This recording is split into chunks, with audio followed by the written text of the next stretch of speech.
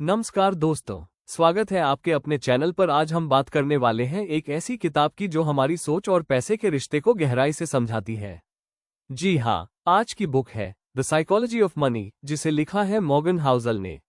ये किताब हमें बताती है कि अमीर बनने से पहले हमें अमीर सोच अपनानी होती है। तो चलिए जानते हैं पैसे की इस मनोविज्ञान यात्रा को आसान भाषा में। पैसे के प्रति हमारी सोच। पैसा सिर्फ गणित नहीं है, ये भावनाओं और व्यवहार से जुड़ा है। हम सबको पता है कि सेविंग करनी चाहिए, समझदारी से निवेश करना चाहिए, लेकिन असल में हमारी भावनाएं, डर और लालच हमें गलत फैसले लेने पर मजबूर करते हैं। लेखक कहते हैं, पैसे के साथ समझदारी से व्यवहार करने के लिए आईक्यू नहीं, बल्कि ईक्यू यानी इमोशनल इंटेलिजेंस की जरूरत होती है। कई बार लोग करोड़ों कमा लेते हैं, लेकिन अपनी गलत सोच से सब खो देते हैं। जबकि कुछ लोग कम कमाई में भी अमीर बन जाते हैं, क्योंकि वे धैर्य और अनुशासन से चलते हैं। भाग्य और जोखिम किताब कहती है कि सफलता में भाग्य और रिस्क दोनों की भूमिका होती है। कई बार हम किसी को देखकर कहते हैं, वो बहुत किस्मत वाला है, लेकिन हकीकत ये है कि किस्मत और मेहनत दोनों का अपना हिस्सा होता है।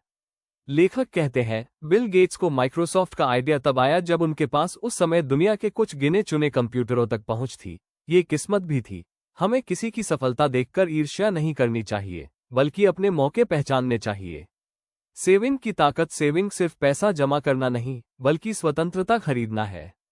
लेखक कहते हैं, आपकी बचत आपको आजादी देती है कि आप ना कह सकें। जितनी ज्यादा सेविंग, उतनी ज्यादा शांति। कई लोग सोचते हैं कि ज्यादा इनकम ही सफलता है, लेकिन असली सफलता है कम खर्च में खुश रहना और भविष्य के लिए सुरक्षित रहना। कंपाउंडिंग का जादू किताब का एक सबसे बड़ा सबक है। कंपाउंडिंग की ताकत को समझो।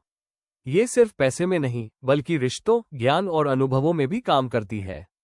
लेखक बताते हैं, वॉरेन बफेट की 99% संपत्ति 50 साल की उम्र के बाद बढ़ी, क्योंकि उन्होंने समय को अपना साथी बनाया। इसलिए जल्दबाजी नहीं, धैर्य और लगातार निवेश सफलता की कुंजी है। लालच और डर। पैसे की दुनिया में दो भावनाएं सबसे खतरनाक है, ग्रीड लालच और फियर डर। जब मार्केट ऊपर होता है तो हम जरूरत से ज्यादा निवेश करते हैं, और जब नीचे आता है तो डरकर सब बेच देते हैं। किताब सिखाती है कि स्मार्ट इन्वेस्टर वो नहीं जो हमेशा सही समय पर निवेश करे, बल्कि वो जो गलत समय में भी शांत रहे। अपनी जरूरत के हिसाब से जियो। हर किसी की लाइफ और लक्ष्य अलग होते हैं। किसी के लिए करोड़ों की गाड़ी खुशी है, तो किसी के लिए परिवार के साथ समय बिताना ही अमीरी है। इसलिए दूसरों से तुलना करना बंद करें।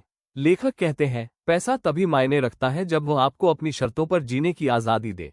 पैसा और खुशियां। क्या पैसा खुशी खरीद सकता है? किताब कहती है, सीमित मात्रा तक हाँ।